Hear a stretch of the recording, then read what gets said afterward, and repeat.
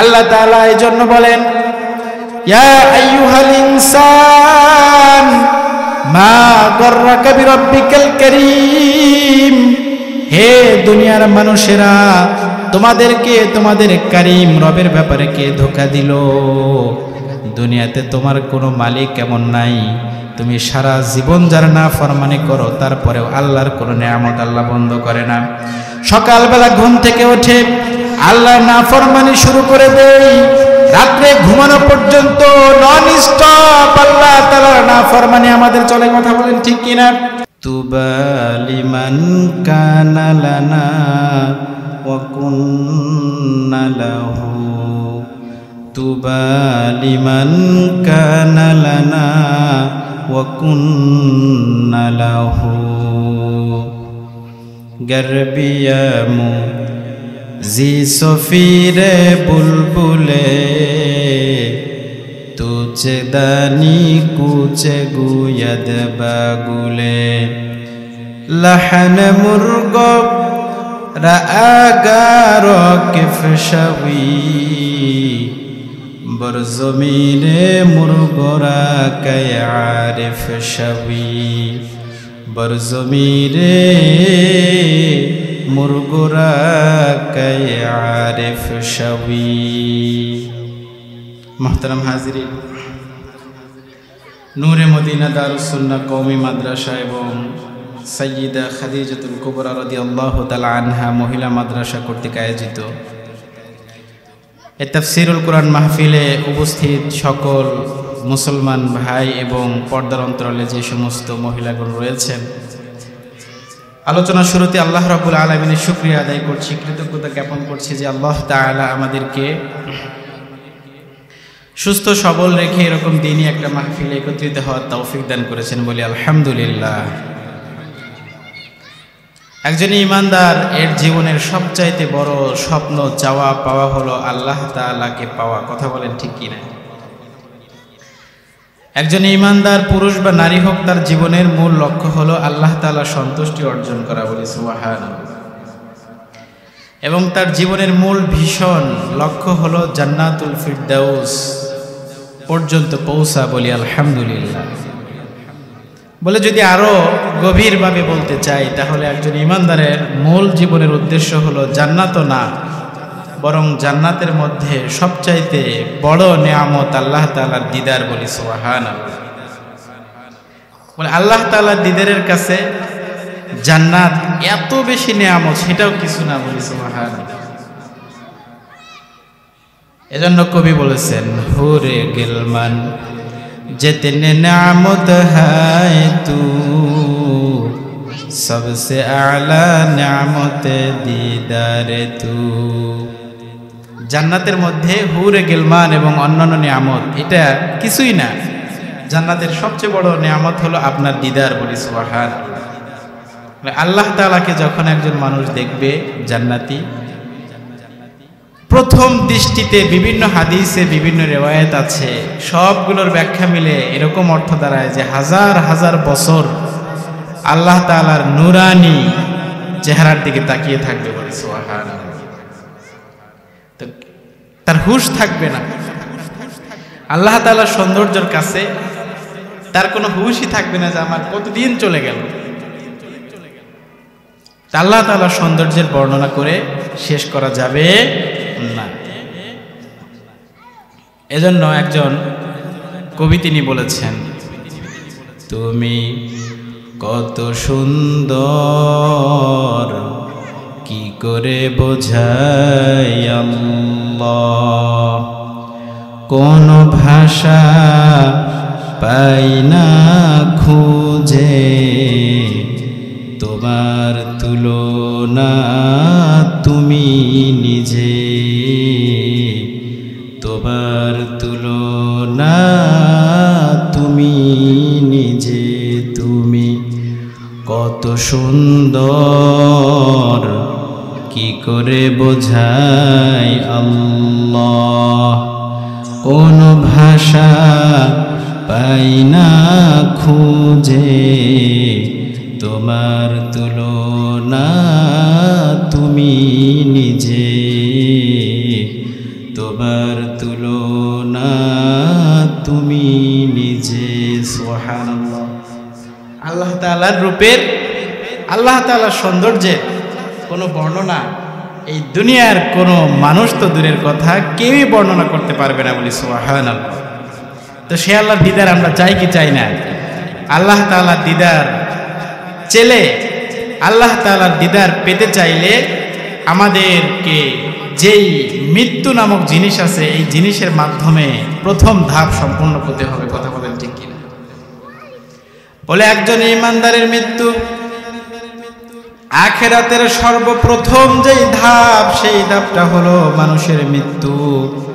যে জগতে আল্লাহ তাআলা দুনিয়াতে পাঠিয়েছেন, এই আলমটা আলমে দুনিয়া বা আলমে ফানি বলে। মানুষকে আল্লাহ তাআলা সৃষ্টি করার পরে আলমে আরওয়াহের মধ্যে রেখে দিয়েছিলেন, রূহের আকৃতিতে আল্লাহ তাআলা রেখে দিয়েছিলেন। তারপরে সেখান থেকে মায়ের গর্ভে আলমে বাতান, মায়ের গর্ভে দীর্ঘদিন থাকার পরে আল্লাহ তাআলা দুনিয়াতে পাঠিয়েছেন। এই দুনিয়াটা হলো আলমে ফানা। আর মৃত্যুর মাধ্যমে দুনিয়ার সব সফর শেষ হয়ে যাবে, আলমে বারজাখ শুরু হবে, হাসর নাসর আর আখিরাতের জিন্দেগি শুরু হবে। বলি আল্লাহু আকবার। এজন্য হাদিসের মধ্যে এসেছে এই মৃত্যু একজন ইমানদারের জন্য, মৃত্যু হলো তার জিন্দেগির সবচাইতে বড় আল্লাহর হাদিয়া। আল মাউতু তুহফাতুল মুমিন, মৃত্যু হলো একজন ইমানদারের জিন্দেগির মধ্যে আল্লাহ তাআলার দেওয়া বড় হাদিয়া। আর যে কাফের হবে, নাস্তিক হবে, ইসলাম বিদ্বেষী হবে, তার মৃত্যুটা হবে তার আখিরাতের সবচাইতে যন্ত্রণাদায়ক একটা বিষয়। বলি নাউযুবিল্লাহ। পৃথিবীতে অনেক মতের মানুষ আছে, অনেক মতবাদ পালন করে, লালন করে, অনেক ধরনের মানসিকতার মানুষ আছে। কেউ 33,000 কোটি দেবতাকে মাবুদ মানে, কেউ গাছকে মাবুদ মানে, কেউ প্রকৃতির পূজা করে, কেউ আছে মূর্তির পূজা করে, কেউ আবার আল্লাহকে বিশ্বাস করে না, কেউ আছে এক আল্লাহ মানে, কেউ আছে 3 আল্লাহ মানে। আছে না নাই? সকল মানুষের মানসিকতা এক না, মতবাদও এক না। এক একজন মানুষ এক এক রকম ধান্দা নিয়ে থাকে, মতবাদ নিয়ে থাকে, বিভিন্ন মত আছে। কিন্তু দুনিয়ার মধ্যে একটা জিনিস এমন আছে যে জিনিসের ব্যাপারে পৃথিবীর কোনো মানুষের কোনো দ্বিমত নাই। বলি আল্লাহু আকবার। সেটা হলো মানুষের মৃত্যু। কথা বলেন ঠিক? দুনিয়াতে যারা নাস্তিক আছে, এই রিসেন্ট যেই সমস্ত নাস্তিক দুনিয়ার মধ্যে আছে, তাদের মধ্যে সবচাইতে বড় যে নাস্তিক ছিল স্টিফেন হকিং। অস্ট্রেলিয়া থাকতো, বিশাল বড় বিজ্ঞানী, পদার্থ বিজ্ঞানীর উপর নোবেল পেয়েছে। সে বলতো এই পৃথিবীর পদার্থ বিজ্ঞানের ভাষায় আমি পদার্থ বিজ্ঞান গবেষণা করে পেয়েছি, এই দুনিয়াটা চলার জন্য আল্লাহর কোনো প্রয়োজন নাই। বলি নাউযুবিল্লাহ। আল্লাহ নামে, সৃষ্টিকর্তা নামে একজন থাকলে থাকতে পারে, কিন্তু তার প্রয়োজন নাই। কারণ এই পদার্থের ধর্মই এমন যে এটা অটোমেটিক এরকম হয়ে যায়। বলি নাউযুবিল্লাহ। কিন্তু সেই লোকটাও কয়েক বছর আগে ইন্তেকাল করছে। সে কি দুনিয়াতে থাকতে পেরেছে? আফসোস স্টিফেন হকিং এর জন্য, যে জীবনের শেষ পর্যায়ে এসে তার এমন অবস্থা হয়ে গিয়েছিল সে চলাফেরা করতে পারত না, একটা হুইল চেয়ারে সে চলাফেরা করত। সেটা ইন্টেল থেকে একটা কম্পিউটার বানিয়ে দিয়েছিল, কাস্টমাইজ করা। সেখানে সে মুখ দিয়ে স্পিচের মাধ্যমে কোনো কমান্ড দিলে সেভাবে সেই চেয়ারটা চলত। কিন্তু এই লোকটা সে বিশ্বাস করতো যে আমার এই যে একটা চেয়ার, আমার যে ইন্টেল থেকে দেওয়া যে কম্পিউটার বা পিসি যেটা আমার এই চেয়ার পরিচালনা করে, সেটারও একজন বানানেওয়ালা আছে। সে বিশ্বাস করেছে না? কিন্তু এত বড় বিজ্ঞানী হওয়ার পরেও সে ছোট্ট একটা জিনিসের আবিষ্কারকেও মেনেছে, কিন্তু সে নিজের যে একজন আবিষ্কার আছে এই কথাটা মানে নাই। বলি নাউযুবিল্লাহ। সে যে চেয়ারে বসে চলাফেরা করত, সে জানতো এই চেয়ারটা কাস্টমাইজ করে আমার জন্য বানানো হয়েছে, এটা সে বিশ্বাস করত। কিন্তু তার যে একটা বডি আছে, স্ট্রাকচার আছে, এইটাকে যে একজন বানিয়েছে এই কথার বিশ্বাস তার মধ্যে ছিল না। বলি নাউযুবিল্লাহ। তো বড় বড় বিজ্ঞানীরা ছোট ছোট বিষয়ে গিয়ে ধরা খায়। কথা বলেন ঠিকই? তা আল্লাহ তাআলা তার ঈমান নসিব রাখে নাই। কিন্তু এই লোকটাও সে এত বড় বিজ্ঞানী এবং নাস্তিকদের সর্দার বলা হয় তাকে। দুনিয়ায় যত নাস্তিক আছে তাদের সর্দার হলো সে। তার থিওরি, তার কথা, তার বিজ্ঞান, তার এই পদার্থ বিজ্ঞানের দর্শন তারা সবাই মেনে নিয়ে তারা বলে যে পৃথিবী পরিচালনার জন্য প্রকৃতি যথেষ্ট, আল্লাহর কোনো প্রয়োজন নাই, বলি নাউযুবিল্লাহ।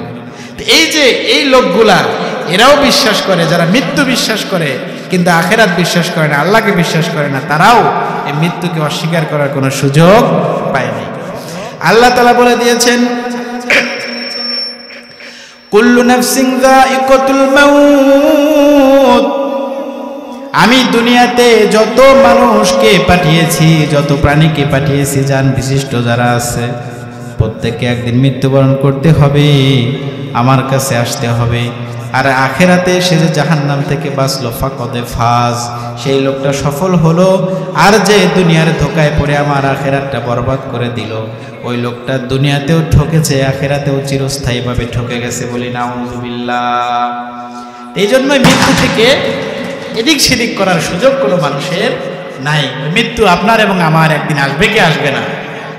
আসবে। আল্লাহ তাআলা বলেন, আইনামা তাকুনু ইউদরিকুমুল মাউতু ওয়ালাউ কুনতুম ফি বুরুজিম মুশাইয়াদা, তোমরা যত শক্তিশালী ভবনের মধ্যে তোমাদের বাসস্থান বানাও না কেন, একদিন আজরাইল তোমার কাছে হাজির হবে।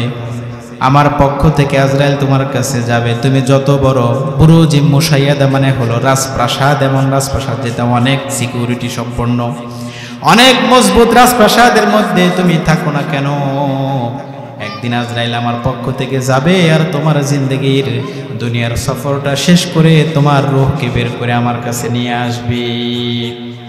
বলা হয় দুনিয়ার মধ্যে সবচাইতে শক্তিশালী প্রাসাদ নির্মাণ করেছিল সাজ্জাদ, নাম শুনেছেন? দুনিয়ার মধ্যে সবচাইতে মজবুত আর সুন্দর প্রাসাদ এবং বাগান নির্মাণ করেছিল সাজ্জাদ। আজরাইলকে কিতাবের মধ্যে আসে, আল্লাহ তাআলা আজরাইলকে একদিন জিজ্ঞাসা করেছে, আজরাইল রে, দুনিয়ার মধ্যে তোমাকে তো আমি মানুষের জান কবজের জন্য বানিয়েছি, কোন মানুষের জান কবজ করতে তোমার খারাপ লেগেছিল কিনা?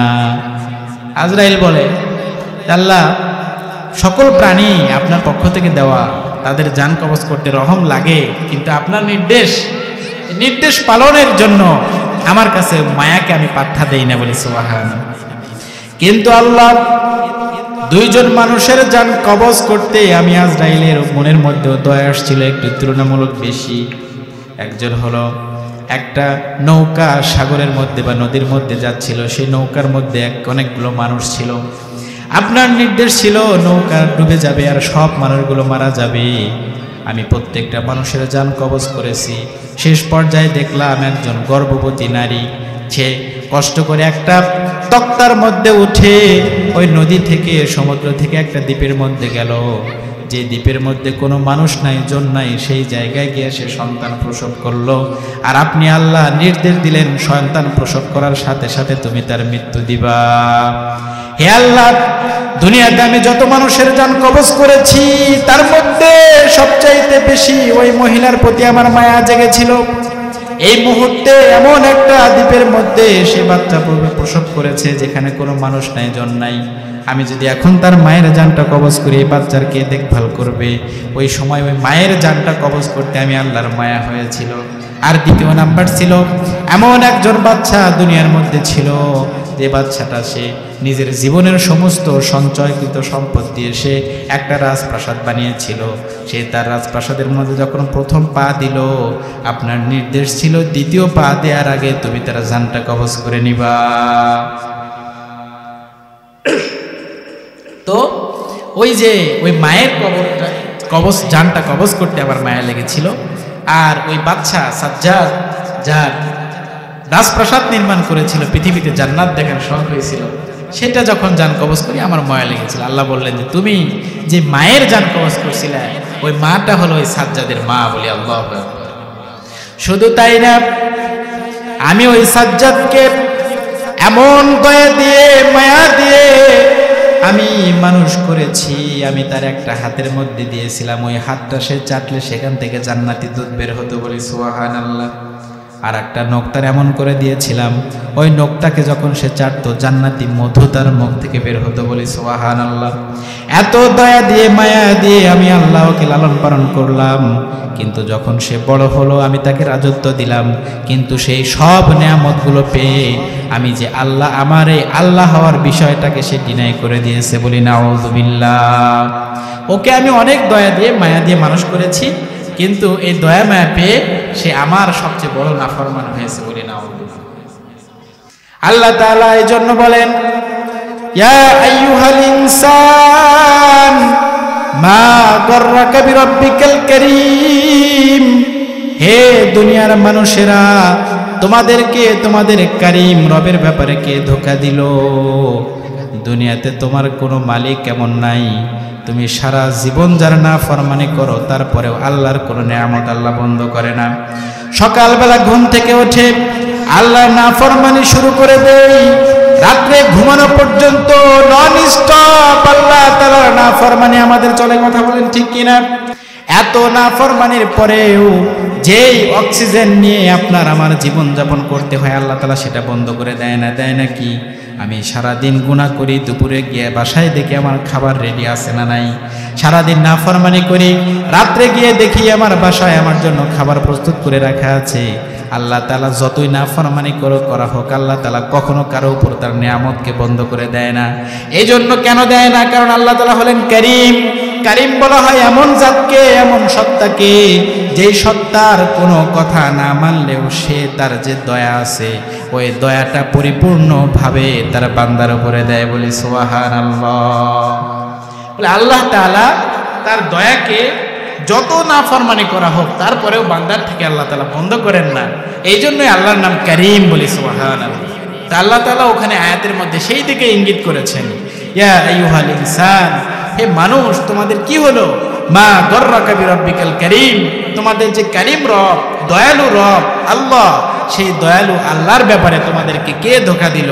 বলি নাউযুবিল্লাহ।